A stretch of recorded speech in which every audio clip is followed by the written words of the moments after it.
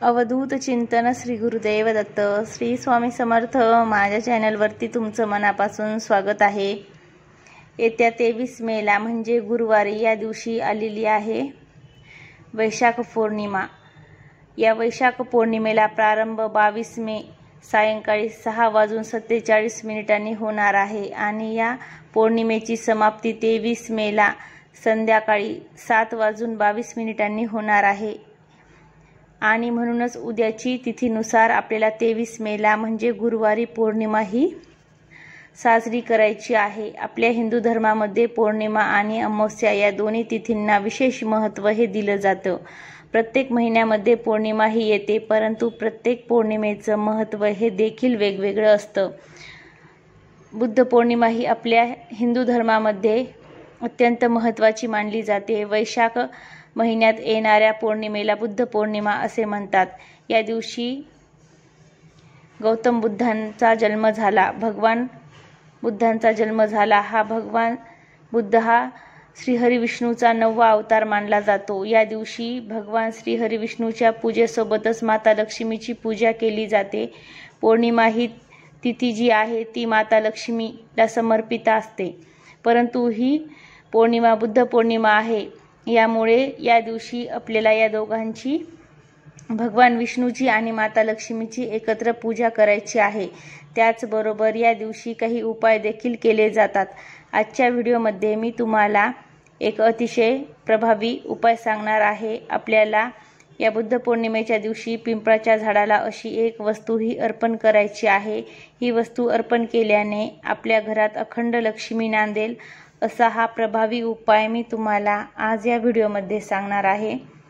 त्यामुळे तुम्ही व्हिडिओ शेवटपर्यंत नक्की पहा। चॅनलवरती नवीन असाल तर चॅनलला सबस्क्राईब करा आणि असेच माहितीपूर्वक व्हिडिओ पाहण्यासाठी बेल आयकॉनला प्रेस करा। जेव्हा मी कधी नवीन व्हिडिओ अपलोड करेल त्याचं नोटिफिकेशन सर्वात आधी तुम्हाला मिळेल आणि तुम्ही एक पण व्हिडिओ मिस करणार नाही। ज्या प्रकारे बघा बुद्ध पौर्णिमेला महत्त्व दिलं जातं, त्याच प्रकारे या बुद्ध पौर्णिमेच्या दिवशी पिंपळाच्या झाडाला सुद्धा खूप महत्त्व दिलं जातं। या दिवशी पिंपळ वृक्षाची पूजा जी आहे ती केली जाते, कारण या तिथीला बघा पिंपळ पौर्णिमा असेही म्हटलं जातं आणि म्हणूनच या दिवशी पिंपळाच्या झाडाची पूजा करायला महत्त्व दिलं जातं। आपल्या हिंदू धर्मामध्ये पिंपळ वृक्ष हे किती महत्त्वाचे आहे हे आपल्याला वेगळं सांगायची गरज नाही। या दिवशी पिंपळाची पूजा केल्याने आपल्याला अनेक फायदे होत असतात। या दिवशी पिंपळाच्या झाडाची पूजा केल्याने ग्रह आणि पितृदोष नक्कीच कमी व्हायला सुरुवात होत असते। त्याचबरोबर पौर्णिमेच्या दिवशी शुभ कार्य करता येते। यासाठी गुरु किंवा सूर्यबळ पाहण्याची आपल्याला गरज पडत नाही। या दिवशी पिंपळाची विधियुक्त पूजा केल्याने शनी, गुरु आणि त्याचबरोबर सर्व ग्रह जे आहे ते आपल्याला शुभ फळ हे देत असतात। शुभ फळ देण्याची सुरुवात जी आहे ते करत असतात। त्याचबरोबर या बुद्ध पौर्णिमेच्या दिवशी जर आपण पिंपळाचं रोप लावलं तर अनेक प्रकारचे रोग हे देखील दूर होतात। देवगुरु बृहस्पतींचा आशीर्वाद देखील आपल्याला प्राप्त होत असतो। यामुळे जर तुमच्या घराच्या थोडंसं बाजूला जागा असेल तर तिथे तुम्हाला पिंपळ वृक्षाचं झाड हे लावायचं आहे। पौर्णिमेच्या दिवशी बघा माता लक्ष्मी या झाडावरती वास करत असते। माता लक्ष्मीला पिंपळ वृक्ष हे अतिशय प्रिय आहे। यामुळे ती वैशाख पौर्णिमेच्या या वृक्षावर येऊन वास करत असते। म्हणून जो कोणी या दिवशी पिंपळ वृक्षाची पूजा करतो त्याच्या घरात संपत्ती समृद्धी ही येते आणि म्हणूनच आपल्याला हा उपाय करायचा आहे। जर तुम्हाला काय करायचं आहे, या पौर्णिमेच्या दिवशी सकाळी एक तांब्याचा कलश घ्यायचा आहे।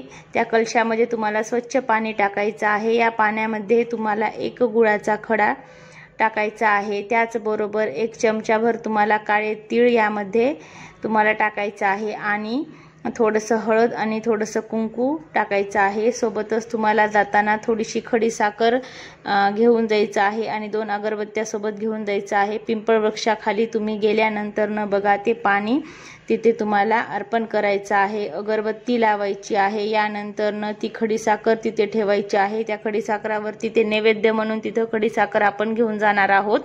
खडीसाखर नसेल तर तुम्ही साखर घेऊन गेलं तरी चालते, किंवा तुम्ही खोबऱ्याची वाटी त्यामध्ये थोडासा भाजून रवा आणि त्यामध्ये तुम्ही साखर मिक्स करून सुद्धा नेऊ शकता. तुमच्या इच्छेनुसार तुम्हाला काय न्यायचं ते. नाहीतर चना डाळ पण तुम्हाला चना डाळला थोडंसं उकडून त्यामध्ये तुम्ही साखर टाकून सुद्धा घेऊन जाऊ शकता. आणि ते तुम्ही खडीसाखर जे घेऊन गेलेली आहे ते नैवेद्य म्हणून तुम्हाला तिथे ठेवायचं आहे. थोडंसं पाणी फिरवायचं आहे आणि पाया पडून घ्यायच्या आहेत. आणि तुम्हाला पिंपळ वृक्षाला 11 प्रदक्षिणा घालायच्या आहेत. या पिंपळ वृक्षाला 11 प्रदक्षिणा घातल्याने दारिद्र्य दुःख हे नष्ट होईल. त्यामुळे तुम्हाला पिंपळ वृक्षाला 11 प्रदक्षिणा मारायच्या आहेत. पाया पडून घ्यायचं आहे तुम्हाला. ओम नमो भगवते वासुदेवाय या मंत्राचा तुम्हाला 11 प्रदक्षिणा मारताना तुम्हाला हे मंत्र जप करायचं आहे. याच्या व्यतिरिक्त तुम्हाला माता लक्ष्मीचा मंत्र येत असेल तर तुम्ही ते सुद्धा मंत्र म्हणू शकता. तुम्हाला जो कोणता मंत्र येते ते तुम्हाला 11 प्रदक्षिणा मारताना तुम्हाला मंत्र म्हणायचा आहे. पाया पडून घ्यायचा आहे. हा उपाय अत्यंत प्रभावीशाली आहे आणि त्यामुळे उद्या पौर्णिमा आहे. पौर्णिमेला तुम्हाला आवर्जून हा उपाय करायचा आहे. श्री स्वामी समर्थ.